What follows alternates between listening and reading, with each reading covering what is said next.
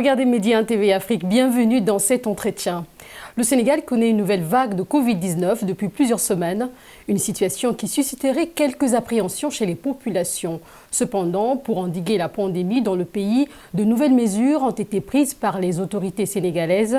Face à cette recrudescence des cas, l'heure est plus que jamais à la sensibilisation et on en parle avec notre invité, Dr Ousmane Gueye, directeur du Service national de l'éducation et de l'information pour la santé SNEIPS. Merci d'avoir accepté notre entretien. Bonjour, et c'est à moi de vous remercier parce que ce que vous faites, c'est ce que nous devrions faire nous et ce que nous sommes en train de faire. Donc, vous nous appuyez dans la sensibilisation. Donc, on vous remercie au nom de M. le ministre de la Santé et de l'Action sociale. Et permettez-moi aussi de saluer vos téléspectateurs et téléspectatrices et de souhaiter mes meilleurs vœux 2021 à tous les téléspectateurs de Medi 1 TV Afrique. Merci. Le Sénégal fait partie des pays qui ont mieux géré la pandémie liée à la Covid-19, mais le pays connaît une nouvelle vague de contamination. Qu'est-ce qu'il explique? Merci beaucoup. Comme vous l'avez dit, depuis mars 2020, quand même, c'est la date de notre premier cas au Sénégal. Et de mars à juillet, août, quand même, le Sénégal s'est très bien comporté, ce qui nous a valu effectivement le deuxième rang mondial dans le cadre de la prise en charge. Mais comme vous le savez, à un certain moment, nous avons enregistré vraiment une baisse considérable des cas de contamination. Et je pense que quelque part, cette mauvaise appréciation de la population a fait que nous sommes retombés dans cette nouvelle vague. Mais ceci ne suffit pas pour l'expliquer. Moi, je dis souvent qu'il faut peut-être tenir compte de trois facteurs qui sont déterminants. Trois facteurs, c'est ce que je disais tout à l'heure, le relâchement général de la population. Tout le monde a constaté que depuis de août à septembre, octobre, pratiquement les gens ne respectaient plus les gestes barrières. Bien que les messages de sensibilisation continuaient, les efforts se faisaient au niveau des structures de prise en charge. Le ministère de la Santé n'a jamais baissé les bras, mais malheureusement, quand même, les gens n'ont pas bien saisi certains messages. Je citerai le plus souvent, et je cite souvent le message de M. le Président de la République qui disait qu'il faut apprendre à vivre avec le virus. Malheureusement, les gens l'ont mal interprété. Et apprendre à vivre avec le virus ne signifie pas baisser les bras. De mon point de vue, signifiait effectivement qu'on pouvait continuer nos activités quotidiennes, mais tout en respectant les mesures barrières. Malheureusement, ça n'a pas été le cas. Et aussi combiné à cette baisse de chiffres que je disais tantôt, a fait que les populations sont relâchées. Mais un autre facteur qu'on peut peut-être souligner, c'est l'entrée de manière clandestine des voyageurs sur le territoire sénégalais et qui présentaient des tests, de faux tests.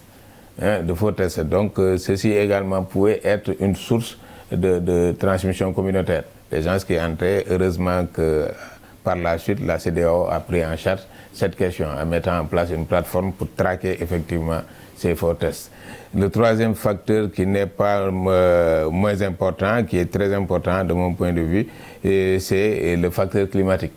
Vous savez, le coronavirus, c'est une famille des coronaviridés et qui donne pratiquement des symptômes apparentés à la grippe.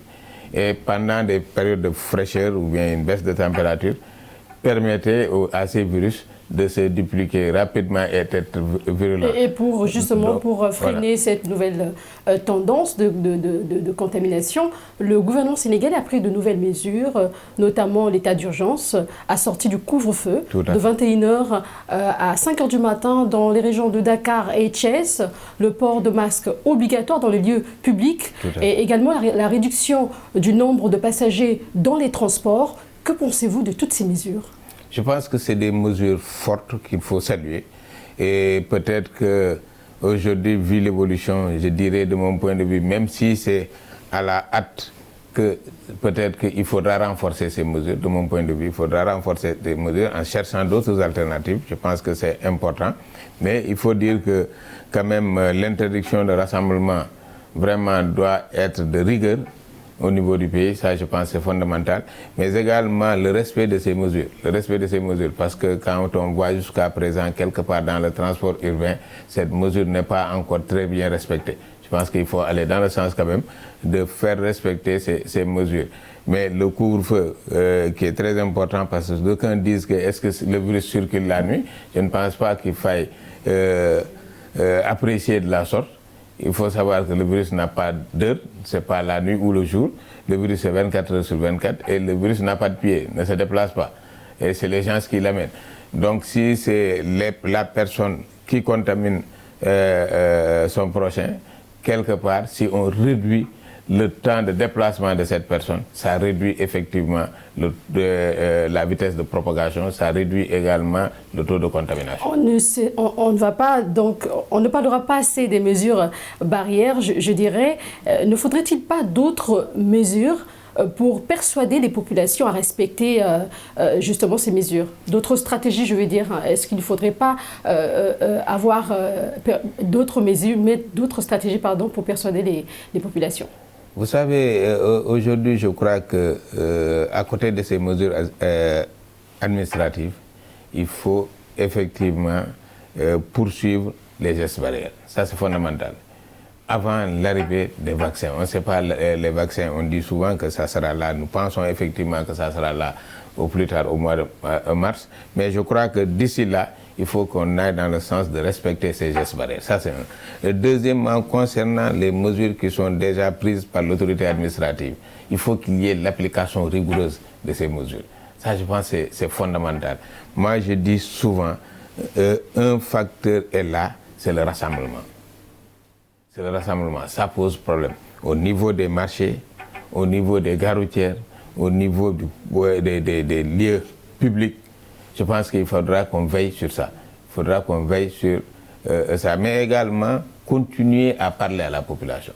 Vous savez, souvent on parle d'engagement communautaire. C'est un terme aujourd'hui que tout le monde utilise. Mais je pense qu'au-delà de cet engagement communautaire, il faut aller vers un engagement citoyen. C'est-à-dire que chaque Sénégalais, là où il est le principal responsable, il est le premier responsable. Que chacun se mette à la place du chef de l'État. Chacun se met à la place du ministre de la Santé et de l'Action sociale. Chacun se met à la place des hommes de médias qui sont en train de sensibiliser depuis lors. Je pense que c'est ça que nous attendons des populations sénégalaises. Il y avait à un certain moment une certaine mobilisation de la part des jeunes qui installaient des kits de lavage de mains dans les quartiers. On en voit de moins en moins. Comment redynamiser à nouveau ces volontaires? Mais c'est ce que j'ai dit. J'ai dit qu'il faut un engagement citoyen. Il faudrait que les gens aillent vers la communauté. Vers la communauté, donner la parole à la communauté. Que la communauté porte cette parole. Il faudrait qu'on aille vers ce que nous avions commencé lors de la première phase, c'est-à-dire la mise en place des comités locaux d'engagement communautaire dans les quartiers. Travailler avec les ASC, les associations de jeunes, mais également avoir vraiment l'implication des guides religieux, des leaders d'opinion au niveau du pays. Je pense qu'avec ça, on peut quand même quelque part redynamiser les Sénégalais, amener les gens vers cet engouement, mais aussi vers l'appropriation des gestes barrières. Alors, vous avez parlé des acteurs communautaires.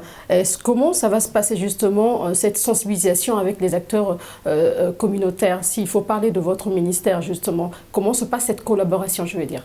Vous savez, nous avons je dirais une organisation très importante au niveau du ministère de la Santé sur le plan pyramide sanitaire.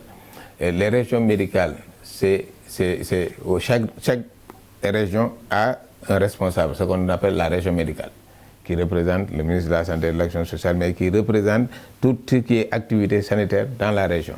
Mais au niveau de ces régions sont organisées en districts sanitaires. Vous prenez par exemple le cas de Dakar. Dakar est organisé en 12 districts sanitaires. Thiès est organisé en 9 districts sanitaires. À la tête de chaque district, il y a un médecin-chef de district. Mais à côté de ces districts, il y a des postes de santé, ensuite il y a des centres de santé, postes de santé, des cases de santé. Mais autour de cette organisation gravitent ce que nous appelons les acteurs communautaires et qui travaillent en étroite collaboration avec les districts. Et ce sont ces acteurs qui sont nos relais. On les appelle souvent des relais communautaires, on les appelle les Badiengo, on les appelle les matrones. Ce sont ces gens qui aident le système de santé pour pouvoir sensibiliser la population. Donc on s'appuie sur ces relais communautaires. Je vous dis, lors de cette pandémie, depuis le début de cette pandémie, les premiers acteurs à être orientés, c'est les acteurs communautaires.